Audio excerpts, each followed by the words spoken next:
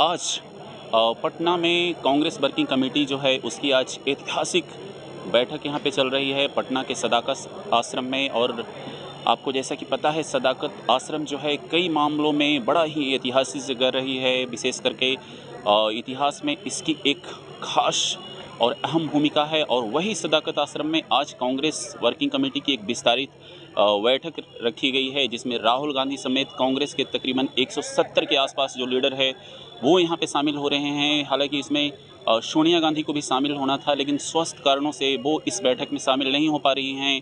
इस बैठक का क्या है एजेंडा, उसके बारे में भी हम आपको बात करेंगे। इसमें ख़ास तौर पे राहुल गांधी की जो वोट चोरी यात्रा थी और तमाम तरह के जो बिहार इलेक्शन को लेकर के जो तमाम जो कांग्रेस की तरफ से जो इशू रेस किए जाने हैं वो इसमें चर्चा की जा रही है। और कांग्रेस के तरफ से जो आज पहला जो संबोधन जो हुआ है वो कांग्रेस के अध्यक्ष मल्लिकार्जुन खड़गे का हुआ है। मल्लिकार्जुन खड़गे ने अपने संबोधन में बीजेपी और बीजेपी एलाइड जो अलायंस है, इंडिया की अलायंस पर उन्होंने हमला किया है। विशेष करके तमाम मुद्दों पर उन्होंने बात करी है। जीएसटी पे बात करी है, भारत की जो विदेश नीति है उस पर उन्होंने बात करी है। इसके अलावा उन्होंने सीधे तौर पे जो बिहार और जो केंद्र की जो डबल इंजन सरकार है उस पर निशाना साधते हुए कहा है कि अब इस सरकार का जो रिंग और जो पिस्टन है वो फेल कर गया है और बिहार की जनता को इसे जल्द से जल्द हटा देना चाहिए। यहाँ पे सबसे बड़ा जो सवाल है वो यह है कि आखिरकार यह जो बैठक है वो पटना में ही क्यों हो रही है। और आपको अगर मैं बैकग्राउंड में ले जाएं तो यह जो बैठक है आज़ादी के बाद पहली बार कांग्रेस वर्किंग कमेटी की जो बैठक है वह पटना के सदाकत आश्रम में हो रही है। इसके पहले जो बैठक है वो तकरीबन 1940 में सदाकत आश्रम में कांग्रेस वर्किंग कमेटी की बैठक हुई थी। उसके पहले 1925 में इसी तरह की जो बैठक है वो हुई थी, तो वो आज़ादी के पहले की बात थी। लेकिन अब आज़ादी के बाद एक नया यहाँ पे इतिहास रचा गया है कि कांग्रेस वर्किंग कमेटी की यहाँ पे बैठक जो है वो रखी गई है और यहाँ पे तमाम जो महत्वपूर्ण निर्णय हैं वो लिए जाना है। खास करके जो आगामी बिहार का जो विधानसभा चुनाव है उसको लेकर के तमाम तरह की जो रणनीतियाँ हैं वो यहाँ पे तय होंगी कि कैसे कांग्रेस को यहाँ पे इमर्ज किया जाए और कैसे कांग्रेस को फिर से जो उसकी जो पुरानी जो गौरव है उसकी यहाँ पे वापसी करवाई जाए। आज हमारे लिए बहुत ही ऐतिहासिक दिन, आज़ादी के बाद पहली बार कांग्रेस वर्किंग कमेटी की बैठक बिहार में और सदाकत आश्रम में, जहां इस आश्रम में बिहार के बड़े बड़े राजनेता यहीं से देश की आज़ादी की लड़ाई की शुरुआत उन्होंने की। हम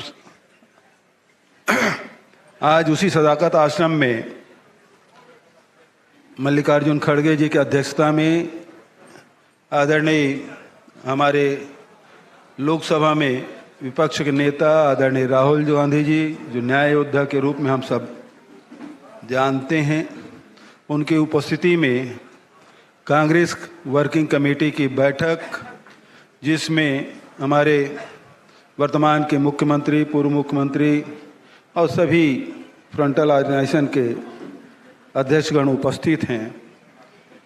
आदरणीय खड़गे जी का जो प्रारंभिक उद्बोधन हुआ उसमें उन्होंने जो कहा कि सदाकत आश्रम में जिन नेताओं ने आज़ादी की लड़ाई लड़ी और जितने भी अनाम हमारे कांग्रेस के नेतागण हैं जिन्होंने इस लड़ाई में भूमिका निर्वहन किया, जिन्होंने अपना सर्वस्व निछावर किया, उन सब को उन्होंने स्मरण किया है।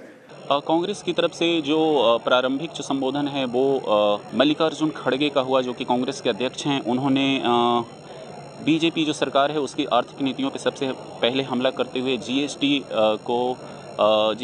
की जो मौजूदा सरकार की जो नीति है उसे दुर्भाग्यपूर्ण बताया। उन्होंने कहा कि कांग्रेस जीएसटी की हमेशा से समर्थक रही है, लेकिन कांग्रेस की तरफ से जीएसटी को लेकर के जो 4 स्लैब है उसका प्रस्ताव दिया गया था। वहीं बीजेपी की जो मौजूदा सरकार है उन्होंने 4 स्लैब की जगह पे 5 स्लैब रखा और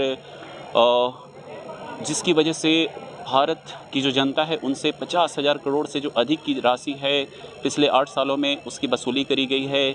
और अब जबकि प्रधानमंत्री की तरफ से जीएसटी उत्सव मनाने की बात करी जा रही है, तो खड़गे की तरफ से यह सवाल उठाया गया कि जब लोगों के पास पैसा ही नहीं होगा तब वो कैसे उत्सव मना पाएंगे। वहीं विदेश नीति की अगर हम बात करें तो खड़गे ने विदेश नीति पे भी हमला करते हुए कहा कि एक समय जो ट्रंप हैं वो मोदी जी के अच्छे मित्र हुआ करते थे, लेकिन उनकी मित्रता की वजह पूरे देश का बहुत नुकसान हुआ है। और विशेष करके अगर हम बात करें तो ट्रंप की द्वारा अभी तक 37 बार भारत पाकिस्तान युद्ध रुकवाने की बात करी गई है। तो इससे न केवल पीएम की जो छवि है वो खराब हुई है, बल्कि देश की जो छवि है वो उस पर भी इसका असर कहीं ना कहीं पड़ा है। इसके अलावा उन्होंने बिहार और केंद्र की जो डबल इंजन सरकार है उस पर भी बात करी और इसे एक फेलुअर स्टेट गवर्नमेंट करार दिया और कहा कि इसे अब जल्द से जल्द बदलने का जो समय है वो आ गया है। तो इस तरह से इन तमाम जो मुद्दे हैं, तमाम जो बातें हैं, उसको जो छत्तीसगढ़ के जो फॉर्मर सीएम हैं भूपेश बघेल, उनके तरफ से प्रेस ब्रीफिंग करके यह सारी जो जानकारी है वो दी गई है। अब सवाल है कि इस बैठक में जो आने वाले जो आज क्या क्या महत्वपूर्ण निर्णय लिए जाते हैं और इस निर्णय का जो बिहार की जो आगामी जो इलेक्शन है, आगामी जो विधानसभा चुनाव है, उस पर इसका क्या इम्पैक्ट पड़ना है वो तो आने वाले समय में ही पता चलेगा। कैमरा पर्सन पीयूष के साथ शिव शंकर।